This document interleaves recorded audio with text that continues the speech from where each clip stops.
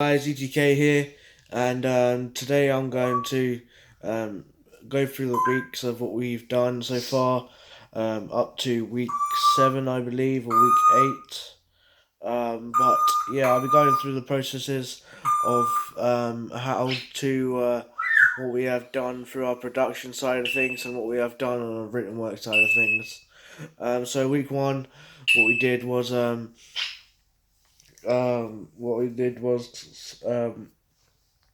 we began the process of our production side of things, and we just for our FMP, and we just listened to multiple of artists and just um, just compared to like listen to other artists like Eminem, Dizzy Rascal, and Stormzy.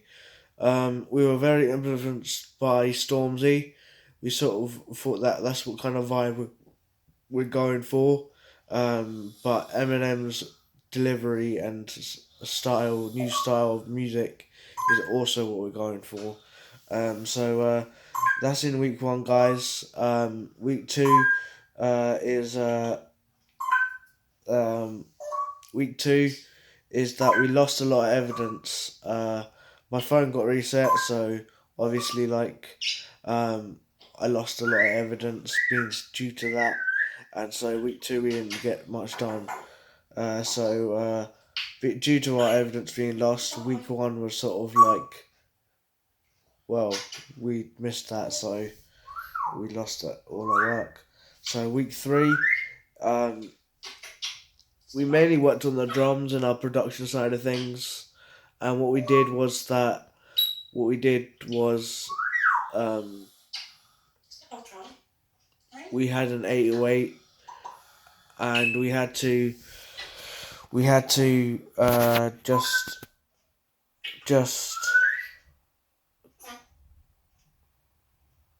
we tweaked it, and we can't think of the words. We tweaked it, and then we tuned it. That's the words. Tweaked it and tuned it, and we just we we just added a little bit of reverb to take away the dryness of the 808. We also used a parametric EQ, so that way, in the near future when we add a kick, the kick needs to punch through the 808. So that way, in order to do that, we had to sidechain it. So in the near future, we sidechained the 808 to the kick, so the kick punches through the 808, or the kick to the 808, so the kick punches through the 808. In week 4, we're ahead of the timeline. We had an interview to with somebody, and that interview went really well. We're going to use that as part of our evidence for our FMP final major project. This is also part of our work that we have to do, part of our coursework. Apart from that, we worked on a plucked melodic theme, so that way we could pluck a sort of instrument, to keep things very variable and very fluent. But the most we EQ'd that, so that way any of the other frequencies could then focus on that area, uh, rather than like lots of messiness around where the instrument is not supposed to go. We EQ'd that so that it's where the instrument is supposed to go in the frequency spectrum. So we weren't aiming for a messy melodic tone, like where it's going in the bass environments. We were aiming for, say, like a middle ground melodic tone in Nexus 2. So we found that, and week 5 what we done is we focus on our research tasks, and it went. We were at the initial mixing stage for our production because we worked on it outside of hours. We have now got a rough idea. We tried mixing it, from what we got so far: an 808, a kick, snare, drum, etc., etc. And we just tried mixing, start the mixing stage of our production. Now, part of the mixing stage is that you have good pair of headphones. You have you have a good pair of headphones. You have a door to work in. Obviously, I'm making this a door at FL20, so I had a door to work in, and a rough idea whether or not the sounds are going to be the same or not. So if you have to change the sounds in the mixing stage, don't get annoyed about that. Don't be annoyed about that because one, you don't know if that's going to work inside the mix. So don't be annoyed about changing sounds or anything like that because it's part of the mixing stage, I believe. So yeah, that's really good. And probably some set of speakers to listen to it on, or your car speakers. Just really great to actually listen to. Yeah, I love my music, so hope you guys do too. Whoever's watching this. It remind. We also added our own color code, a color code to our production. So, bassy instruments are going to be a certain color, less bassy instruments are going to be a certain color, and more of a melodic tone is going to be more of a color. So on and so forth. A different color compared to the bassy instruments. In the mixer, it's very important to have uh, um, color coordinates, color coded stuff, because of if you didn't have that, then you would be looking for an instrument and you didn't know what instrument it was and where it came from. And this could be very hard in your production side of things because of you don't know what to do. Like in the side of things, on the side of things, if it was color coded, you know to go to that color for what color code you go for. And I believe that if you know what you're going for, satisfaction of your customers is very important. And so if you know what you're going for, likelihood is what the customer will ask of you. You know what you're going for.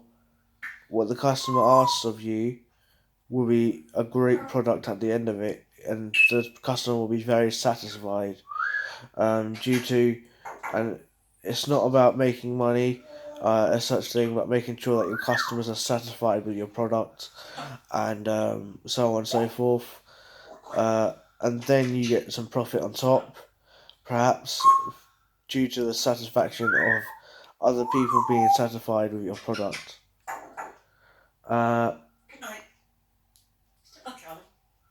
It takes a bit of time.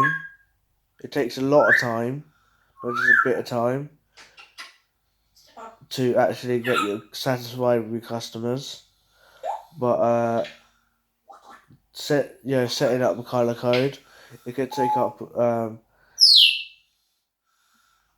lot of time. You can use any color you want, but just know that the color code has to represent something. Bit like a bar chart, when you can't just look at a bar chart and say, all right, orange means all of them are going to be orange, and I'm going to have apples, green, pears, apples, vegetables, pears, and they're all going to be orange. Think of it that way. And the bar chart's going to show all orange. People won't make sense of that. Think of it when you're looking at a bar chart. So like you colour the vegetables purple, the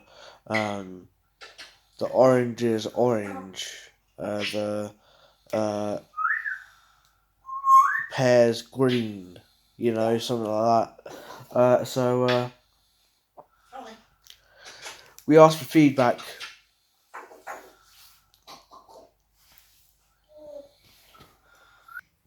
Okay, so where was I? I was just about to say we asked for advice, and that advice was that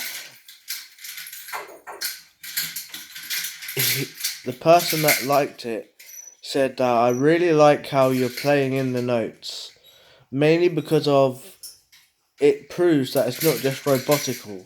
So like I make mistakes at some points, and I make issues around that to resolve is to keep on going. So I keep on going through the mistake, and I just play the notes in. Whether it shows that it's not rebuttal, and that you do make mistakes when going along.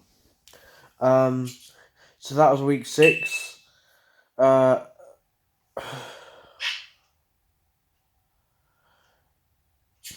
yeah, and the thing is like due to COVID-19, we're in lockdown, right? And so, what do what do people do to sell their music? Do they turn it by CDs? Um, do they buy CDs online, or is it all online based? And I believe that it's online based because of there's pros and cons. You can have a CD that could get scratched and stuff like that, and or you could have a digital copy on your laptop, which is there forever. And if you buy it online, like not a digital disc copy, but a digital version, it'll be on your account rather than your your on a disc, whether that can get lost. Um, so yeah, it's really important to take the pros and cons into consideration. I believe I believe that it's very important to decide of what you want and whatever you want to go for. Um,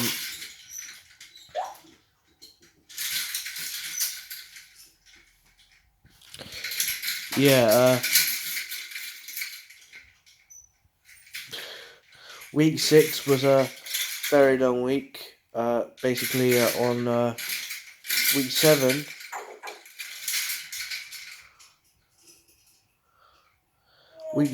was for my for me. I'm just catching up on a bit of work on my journal. So week 7, I think we done some more production work, and just I was doing the mixing. So you're looking at the mixing engineer, cool. Like it's something that I did myself, very briefly, and like I didn't do it all totally by myself, but with the help with NBEAT and the help with online tutorials. Make sure you leave a lot of headroom in the mix, so that way there's a lot of potential ways you can turn it up. Turn your headphones up to full volume. Make sure that you can hear everything. Don't just turn it down very low so you can barely hear it. Make sure you turn it up full blast, so that way you can hear it. Week 7 for NBEAT was a self-reflection week, because of he done so many words on his journal that he the amount of work that he achieved uh, for the deadline, that for our coursework deadline, um, it has impressed him. So okay, so there's audio mixing techniques, and audio mixing techniques are very important when mixing. First of all, in the mix, YouTuber, he says about it matters what room you're mixing in. Mixing matters. That's what the intermix YouTuber says. So shout out to him.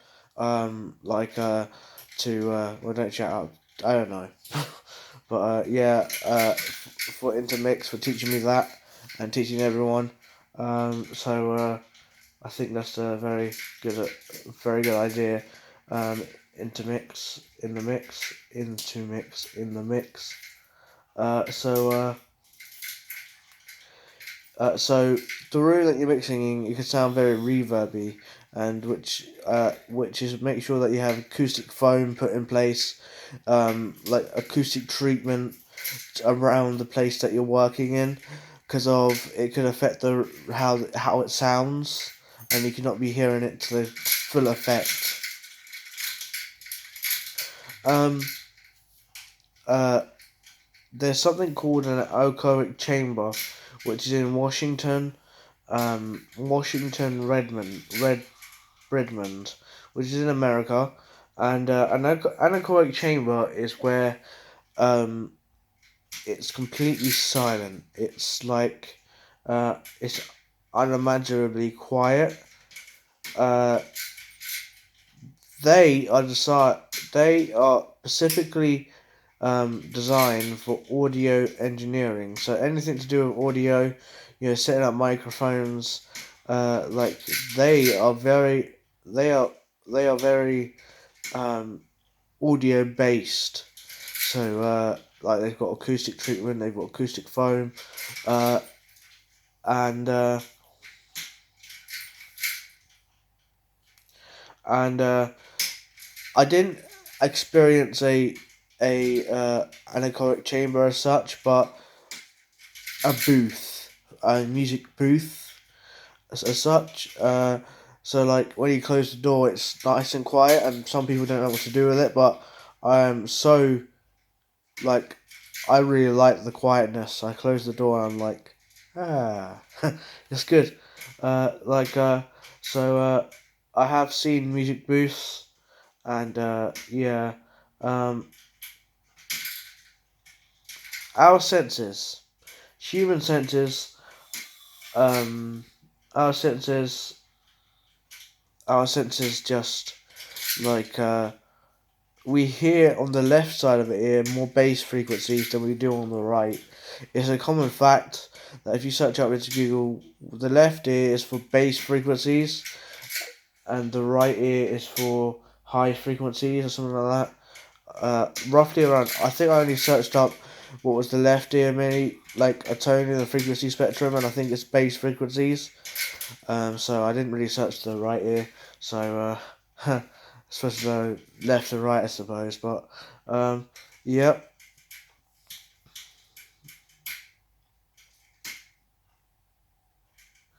Uh, so Jazz Marines, uh, Jazz Marines, Mirais,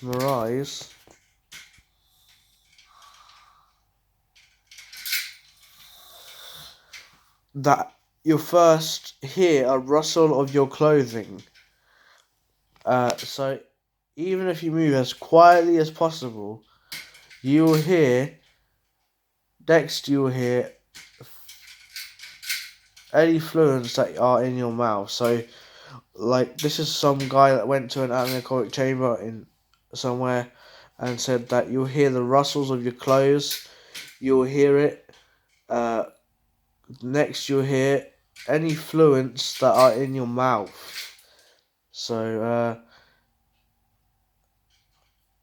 that's really important.